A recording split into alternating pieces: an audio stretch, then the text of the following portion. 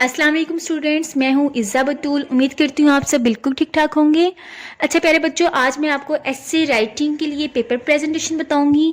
ये paper presentation 10th class, second year और BA और बीएससी के स्टूडेंट्स के लिए है। यानी कि ये मैंने बेस्ट तरीका बताया है पेपर प्रेजेंटेशन के हिसाब से। मैं आपको एस्से के मार्क्स, उसकी लेंथ कितनी होनी चाहिए और अंदर हम कोटेशंस कैसे ऐड करते हैं वो तरीका बताऊंगी। अच्छा प्यारे बच्चों, मैट्रिक में ऐसे इस तरह आता है कि पैराग्राफ देते हैं, वो हमें एक पैराग्राफ लिखना होता है या फिर एक ऐसे। तो स्टूडेंट्स ज़्यादातर ऐसे लिखते हैं।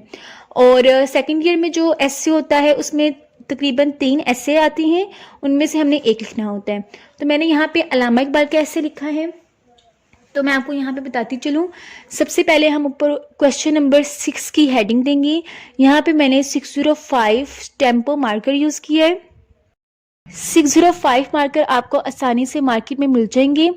वो कुछ इस तरह के होते हैं, तो उससे मैंने ऊपर वाली हेडिंग दी है, ठीक है। उसके बाद हम ऐसे लिख रहे हैं या फिर पैराग्राफ लिख रहे हैं, तो ये मेंशन करना ज़रूरी है, इसलिए मैंने नेक्स्ट हेडिंग दी है। ये मेरी मेन हेडिंग थी, ये मेन नहीं थी, तो इसको मैंने फिर 604 मार्कर से लिखा, ठीक है।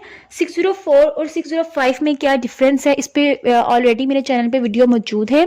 जो 604 होते हैं उनकी जो निब होती है वो ज़रा इतनी मोटी नहीं होती, लेकिन 605 मार्कर की जो निब है मैं आपको दिखाती हूँ, वो ज़रा थिक होती है, ठीक है। ऐसे राइटिंग लिखने के बाद मैं 605 मार्कर से, ये मैंने 604 मार्कर से लिखा। अब मैं नीचे 605 मार्कर से मेन जो मेरा ऐसे है उसकी हेडिंग दूंगी। मैंने यहाँ पे अल्लामा इकबाल का ऐसे लिखा है, तो ये मैंने 605 से इसकी हेडिंग दी। उसके बाद जो मार्जिन लाइंस है और ये दूसरी जो लाइनिंग हमने करनी है, ये आपने पेपर के लास्ट पे लगानी है। देखिए प्यारे बच्चों, हमने जब भी ऐसे लिखना है ना, तो हमने वो लास्ट पे अटैम्प्ट करना है। ये वाला क्वेश्चन हमने पेपर कंप्लीट होने के बाद लास्ट पे अटैम्प्ट करना है, तो हमारे पास अच्छा खासा टाइम होता है। आपने अपना टाइम इस तरह मैनेज करना है कि आपको ये लाइन्स वगैरह लगाने का टाइम मिले। जब चेकर आपको पेपर दे के जाएगा आंसर शीट, तो उस टाइम आपने मार्जिन लाइन्स ड्रा कर लेनी है, और जो दूसरी लाइन्स हैं वो पेपर कंप्लीट होने के बाद ड्रा करनी है, ठीक है। अब नेक्स्ट चलते हैं जी। पेन से मैंने लिखना स्टार्ट किया। अब पेन से कोई चीज़ मैंने दरमियान में हाईलाइट करनी है, जिसको मैं प्रोमिनेंट करना चाहती हूँ, जिन अल्फाज को, उसको मैंने यहाँ पे 604 मार्कर यूज़ किया ब्लैक, या फिर आप ब्लैक पॉइंटर भी यूज़ कर सकते हैं। ब्लैक बिल्कुल अलाउ होता है, आप यूज़ कर सकते हैं। अगर आपके पास ये कट मार्कर 605 वगैरह नहीं है, तो आप इनकी जगह सिंपल मार्कर्स भी यूज़ कर सकते हैं। अब प्यारे बच्चों, नेक्स्ट जो मैंने इतना लिख लिया, फर्स्ट कोटेशन मैंने ऐड की, ये मैंने 604 मार्कर से ऐड की है। जितनी भी कोटेशंस आपने लिखनी है ऐसे में या फिर पोएम्स की एक्सप्लेनेशन में, स्टोरीज में, या किसी भी लेटर में, तो वो आपने 604 मार्कर से लिखनी है। कोटेशंस आप कोशिश करें जो लंबी लंबी हैं वो 604 से लिखें। अब कोटेशन कंप्लीट होने के बाद जिसने ये कोटेशन बताई है उसका मैंने यहाँ पे ब्लैक पॉइंटर से नाम लिख दिया। अब प्यारे बच्चों, नीचे मेरे पास लाइंस थी, तो इन लाइंस को मैंने फ्री नहीं छोड़ना, यहाँ पे मैंने कुछ ना कुछ ज़रूर लिखना है। आपने जब भी पेपर्स अटेम्प्ट करने हैं तो आपने कोशिश करनी है कि आप ज़्यादा लाइन वगैरह, ज़्यादा पेपर को एक्स्ट्रा ना छोड़ें।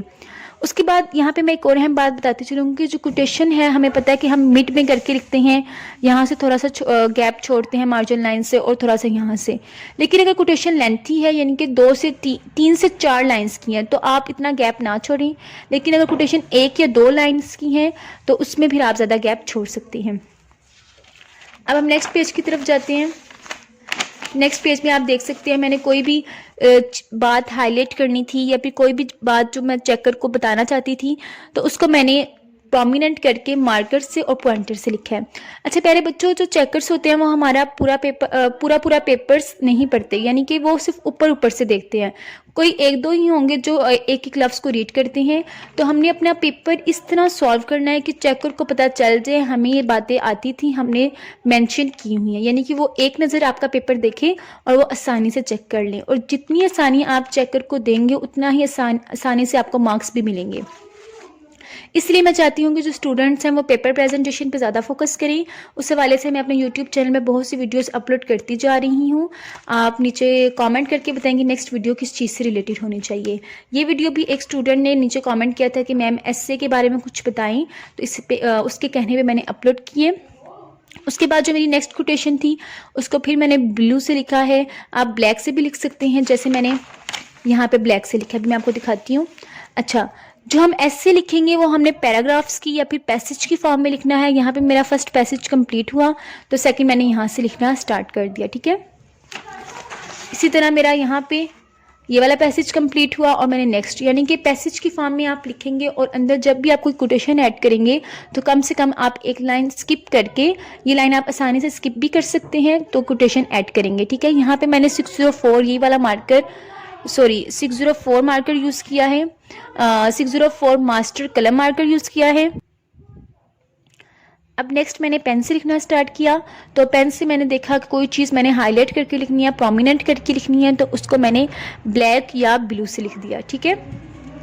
यहाँ ये मैंने ब्लैक पॉइंटर से लिखा, ये मैंने मार्कर्स से लिखा, ठीक है।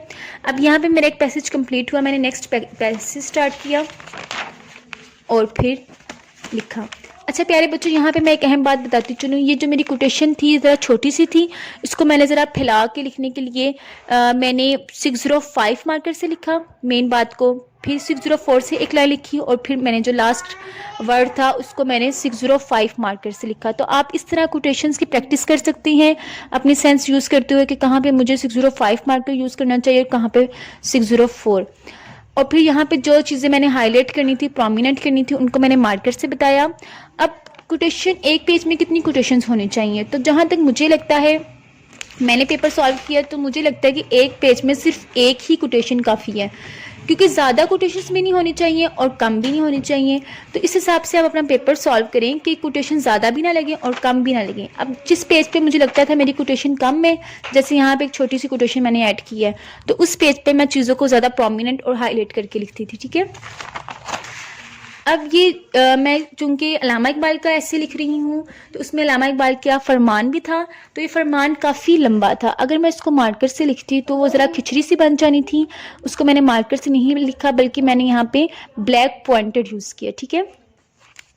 यहाँ पे जो कोई भी बात हाईलाइट नहीं हो रही थी, ना कोई बात प्रोमिनेंट होने वाली थी, इसलिए मैंने यहाँ पे कोई भी किसी भी चीज़ को हाईलाइट नहीं किया। तो आपका एक पेज इस तरह का सिंपल भी हो सकता है। फिर यहाँ पे एक कोटेशन थी तो उसको मैंने ज़रा से इतना प्रोमिनेंट करके लिखा, क्योंकि जो मेरा प्रीवियस पेज था उसमें कोई ऐसी बात नहीं थी जिसको मैं प्रोमिनेंट करके मेंशन करती, तो इसलिए मैंने इस पेज पे ज़रा 604 मार्कर से लिखा और जिस चीज़ को, इकबाल के नाम को मैंने 604 से हाईलाइट कर दिया। अब चलते हैं जी लास्ट पेज की तरफ। लास्ट पेज पे मैंने लास्ट बात लिखी जो अल्लामा इकबाल की ही बात थी, तो उसको मैंने इस तरह मेंशन करके लिख दिया। यहाँ पे मेरा एस्से कंप्लीट हो गया, ठीक है। अब प्यारे बच्चों, जब भी एस्से कंप्लीट होगा तो आपको पता है एस्से मैंने लास्ट पे करना है, यानी कि हर सब्जेक्ट का एस्से, इंग्लिश का हो जाए या उर्दू का, उसको हम लास्ट पे करेंगे। तो जब भी आप लास्ट पे पेपर अटेम्प्ट करते हैं तो इस तरह की आप लाइन्स लगा देते हैं कि चेकर को पता चल जाए हमारा ये पेपर कंप्लीट हो गया है, तो यहाँ पे हमने लाइन्स लगा दी। अब मैं आपको बताती हूँ एस्से के मार्क्स कितने होते हैं और उसकी लेंथ कितनी होनी चाहिए।